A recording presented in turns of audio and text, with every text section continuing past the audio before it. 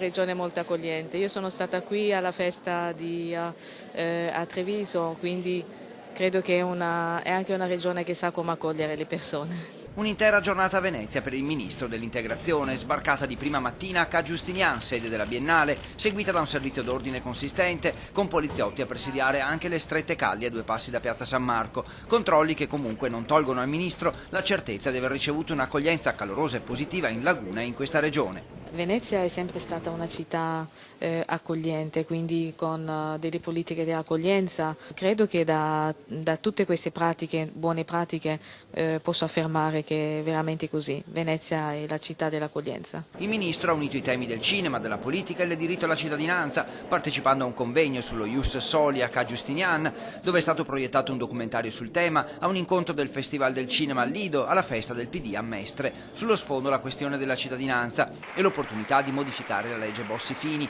Da 3 mesi il Ministero sta raccogliendo dati in tutta Italia, da metà settembre si aprirà un tavolo di discussione. Con i dati che sto raccogliendo sul territorio le cose sono abbastanza evidenti.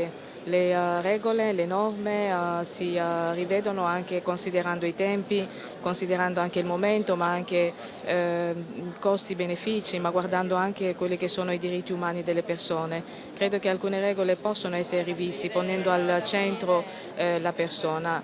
In particolare da Venezia, città con 32.000 cittadini di origine straniera di nascita, il 12% della popolazione, ma anche con 3.000 under 18 nati in Italia da famiglie straniere, Kyenge lancia anche un'ipotesi di modifica della legge Bossi-Fini. Con un percorso che sto facendo come quella sulla cittadinanza, attraverso anche un lavoro di partecipazione dal basso, dove ognuno di noi deve dare il suo contributo. Il dialogo, la condivisione sono dei momenti fondamentali e vanno ascoltato anche chi la pensa diversamente da noi, proprio per rafforzare anche il valore della democrazia del nostro Paese. Dal Veneto però sono partite nei mesi scorsi frasi critiche nei confronti del ministro, ultima in ordine di tempo una preannunciata raccolta di firme per abolire il Ministero dell'integrazione. Il Carroccio promette di allestire banchetti non solo al nord ma anche al centro-sud. Pare vogliano chiedere un referendum per abrogare il suo ministero. Forse hanno bisogno di essere integrati.